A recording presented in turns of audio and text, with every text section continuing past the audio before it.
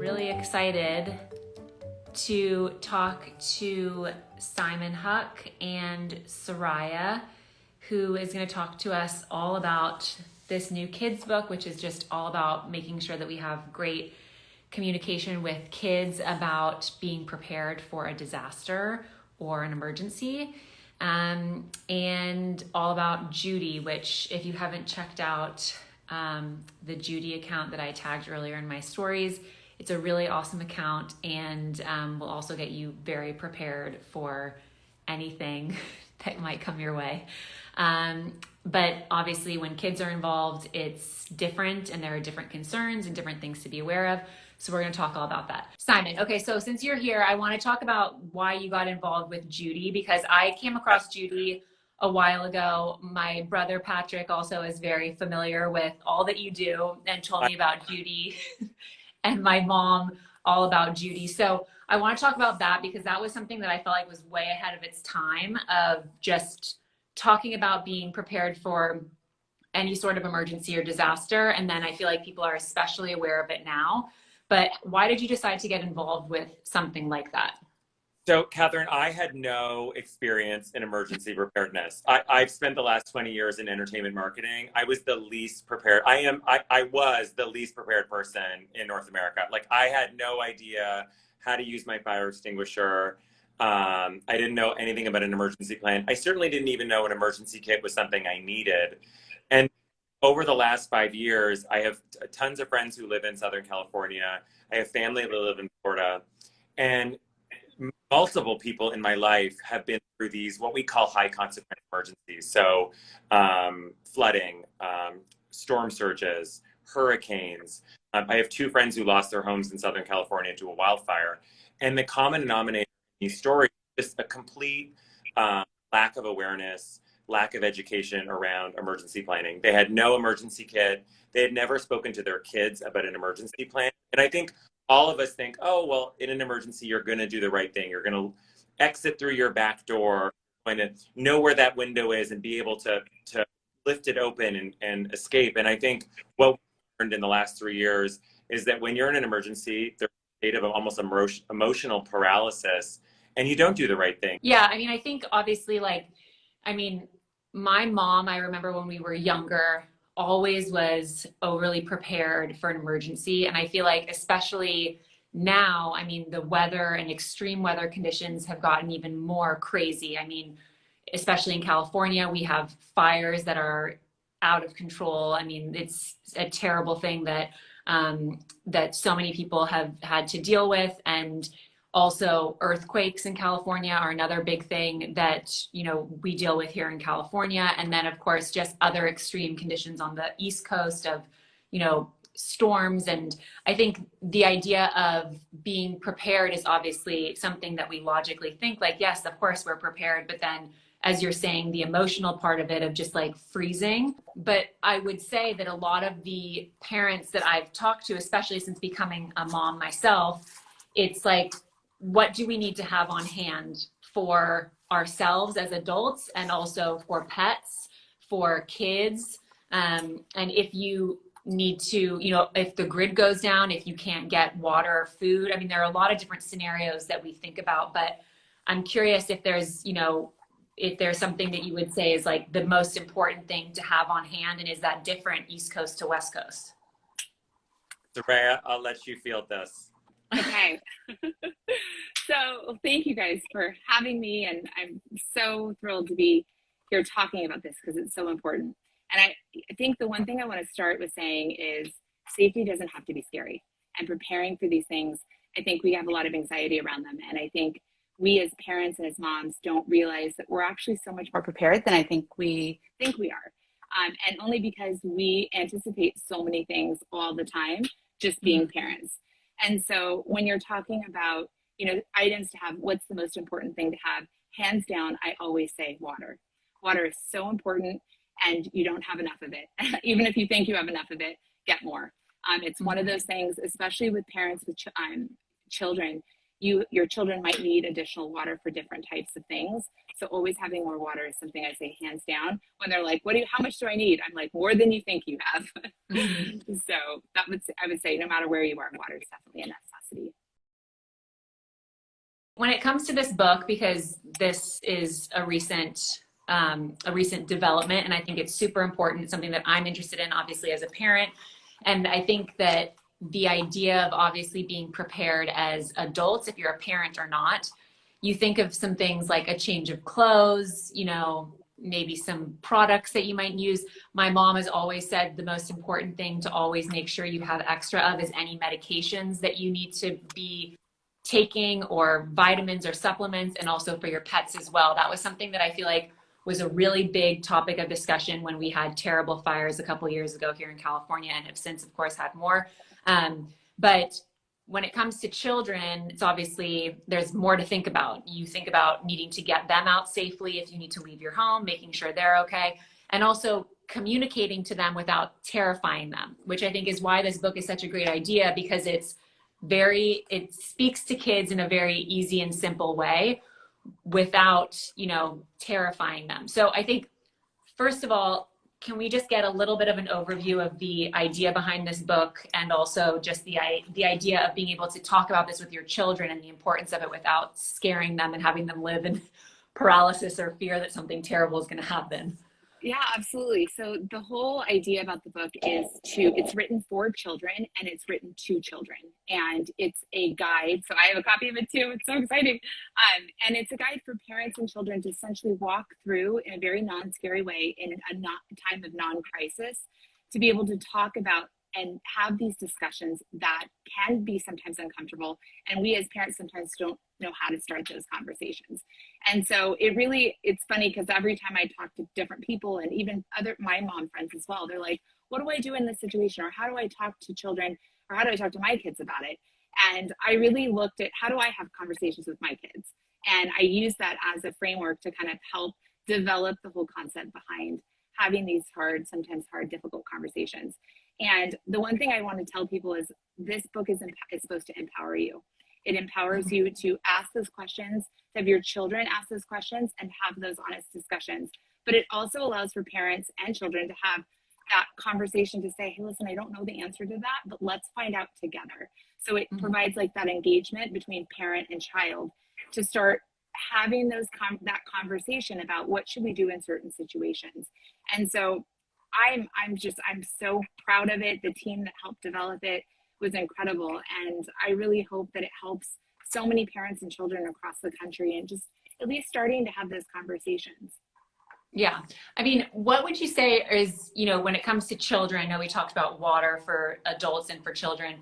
There's also, you know, making sure your home is prepared, having fire extinguishers, you know, making sure you have a go bag, which I know is also in this book as well. For people who might not be familiar with a go bag, or what a go bag should contain, especially for themselves and for their children, can you give us a quick overview of that? Absolutely. So the basics that you'd be putting in an emergency kit, right? We're talking about food, water, important documents, having a flashlight and FM radio.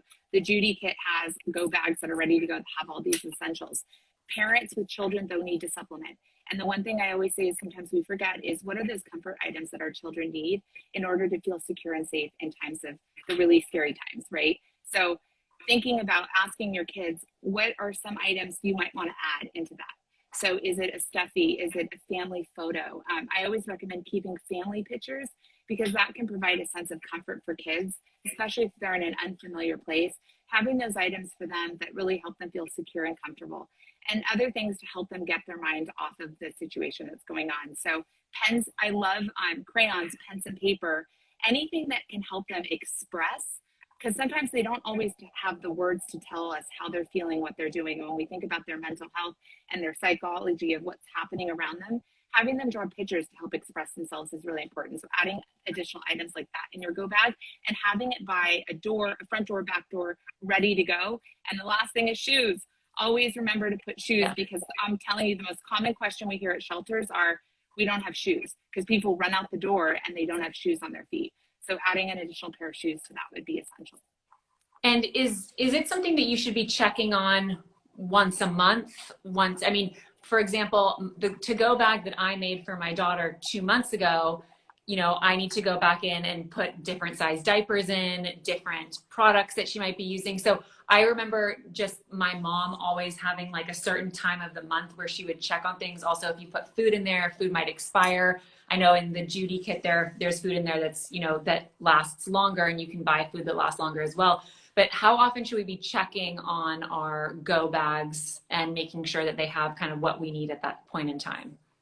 So I think it depends on the age of your children. So smaller children are growing more rapidly. So you're going to probably be going through different sizes of clothes and things like that more frequently. Right. So really look at your family situation. So if you've got younger children, you might want to go through it maybe once a month, and you can just set an alarm or some type of reminder on your calendar to say, you know, on the 15th of every month. 15th is always good because I feel like it's the 1st, 15th, and 30th are good markers. But pick one day. It doesn't need to be any specific day, something that works for you and your family. And then just make sure, hey, listen, make a quick checklist: diapers, wipes, change of clothes, shoes. You know, those 4 items just to make sure that you're going through. If your children are older, you might not need to do that with as much frequency. Every 6 months or a year might be more appropriate. Mm-hmm. And Simon, when you were saying earlier about, you know, like you were the least prepared person when it came to kind of discovering Judy and making Judy a possibility, how do you kind of, I mean, the former version of you being an unprepared person when it came to disasters, how do you get people who might be in a situation that was similar to yours about not being prepared or necessarily taking it seriously? How do you get people to take it seriously? Because I often find that I'll talk to people about it and they're like, yeah, like you put it off because it's not something that we want to think about, like a fire coming around or an earthquake or a disaster, but you want to also make sure that people, especially your loved ones, take it seriously. Yeah, and it's something at Judy, it's always a challenge. Like, how do you talk about something that is psychologically really scary and can be anxiety inducing? I think for us, we look at it as like baby steps. So if you're to do one thing, it's one of the reasons why the Judy is so interesting, because it sparks conversation. Like when an emergency kit, whether it's a Judy or anything, or you make your own emergency kit, when it arrives at your door, suddenly you're sitting around with your family, you're talking about what's inside of it, and you ask your kids or your husband or your loved one, what's my emergency plan? Like it's that simple conversation. It's that dress rehearsal of talking about what are the things that I'm vulnerable to? Have we ever practiced our fire drill? Can we, or our vacuum drill? I mean, that's what we did. My fiance moved into an apartment. We practiced our drill. Like if there's a fire in the night, can we exit the home in 60 seconds? It's such a small 2-minute exercise that, you know, and as Soraya can speak to, is quite literally life-saving. Yeah.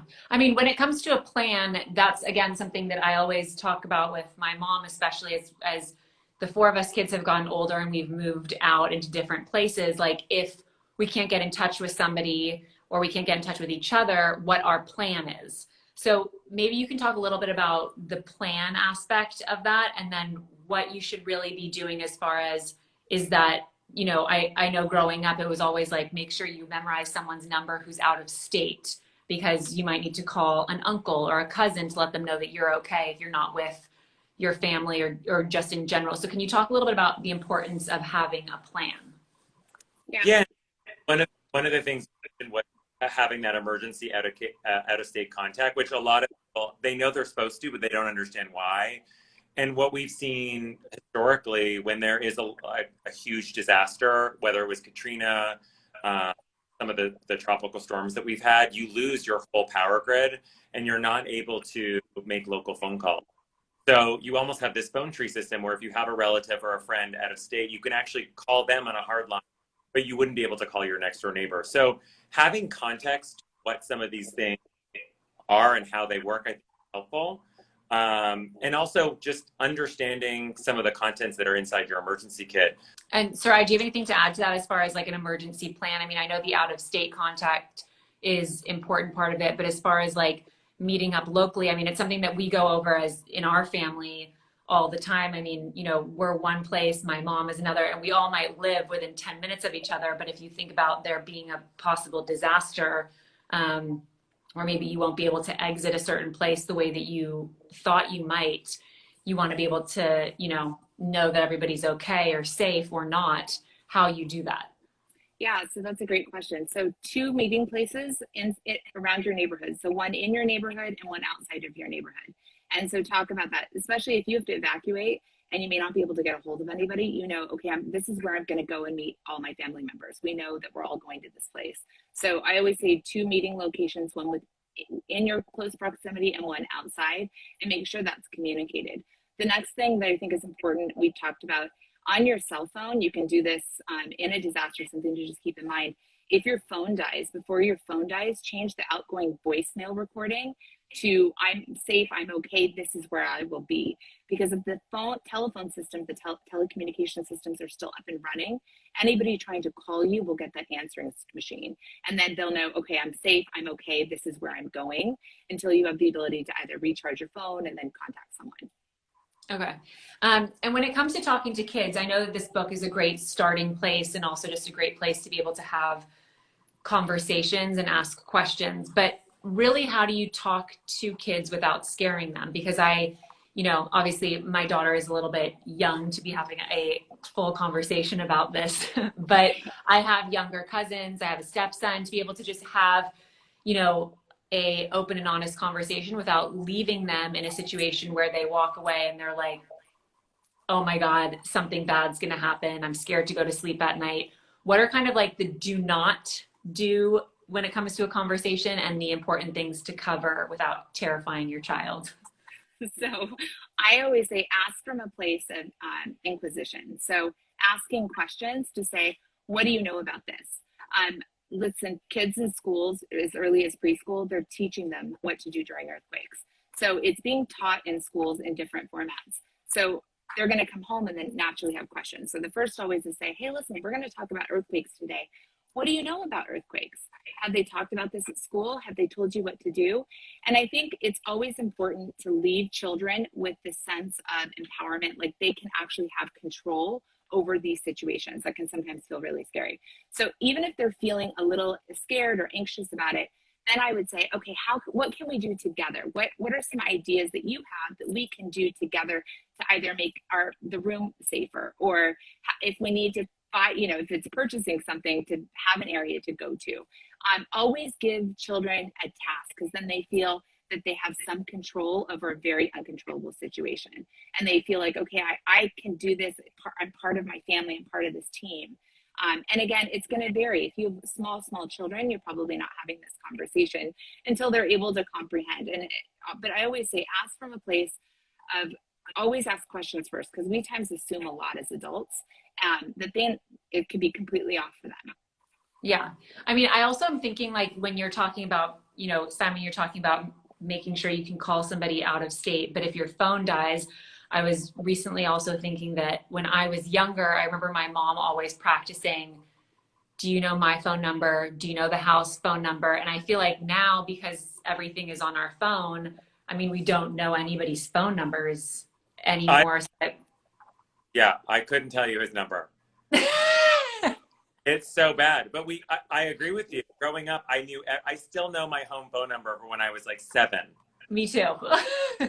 Like insane. I haven't lived there in 28 years, but it's true. And learning to memorize numbers, or to Soraya's point, keeping multiple copies of them. So having a little file in your glove compartment in your car, or having a little Post-it note at your office, like various places in your life that's not all sent on. And I think that also speaks to your important documents folder, having copies of your health insurance, your passport, your medical information, just having copies of it in certain places.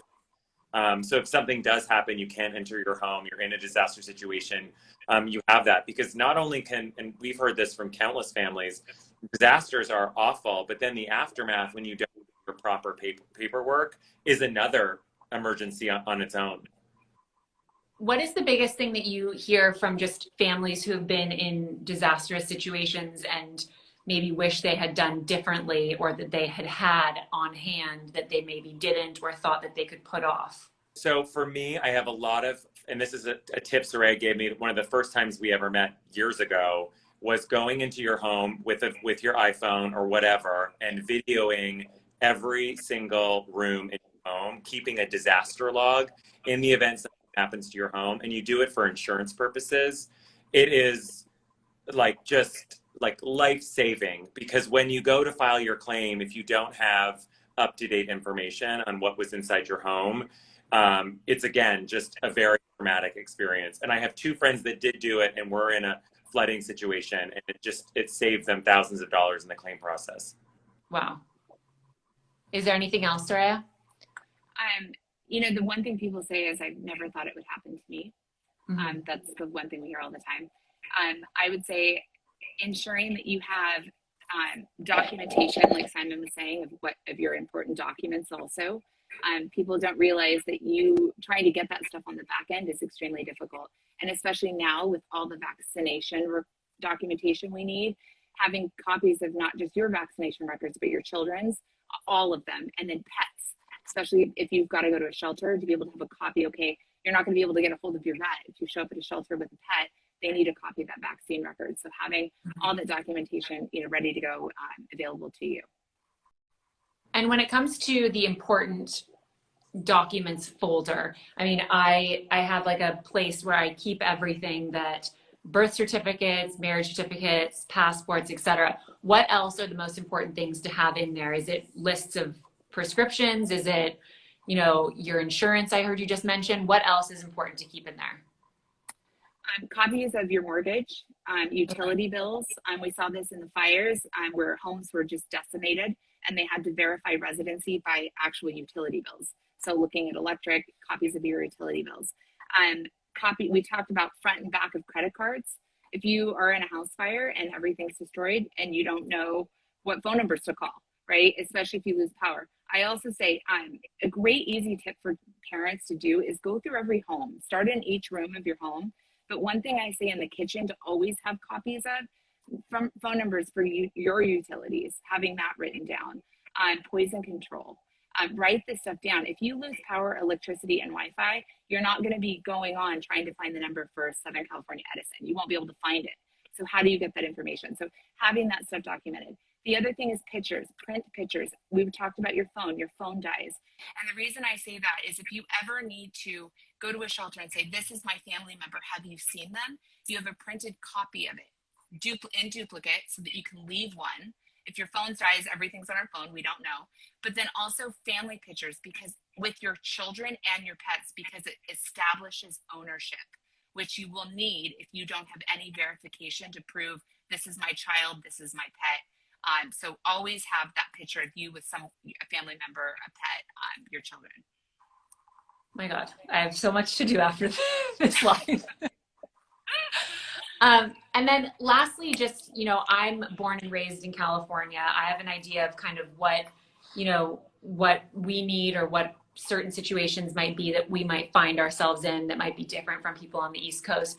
Do you recommend people on the West Coast have different things in their home versus people on the East Coast? Well, I would say find out what the hazards are in your area. That's the first thing, because the hazards are going to be different based on where you live.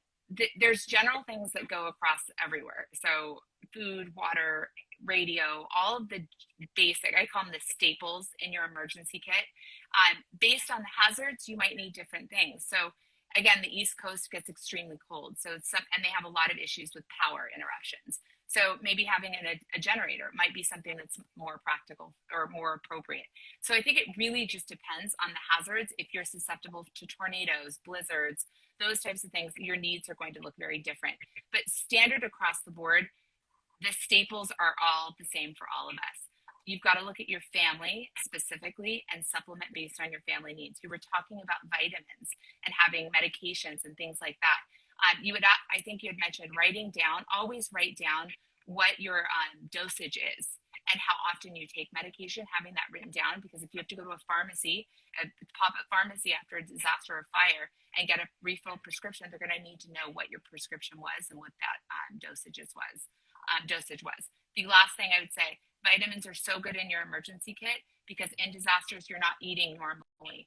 So you want to be able to supplement nutrients that you aren't getting from fresh fruit and vegetables and things like that, and by having vitamins in your emergency kits as well. Okay.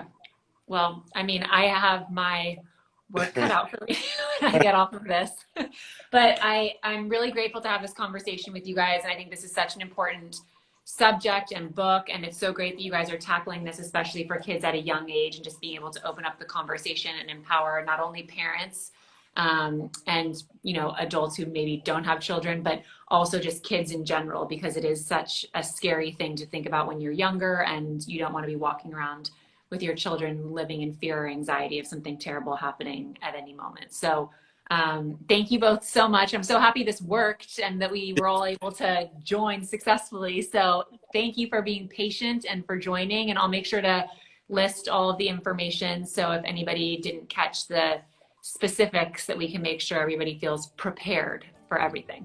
Thank you so much, Katherine. Thank you. Bye. Bye, guys.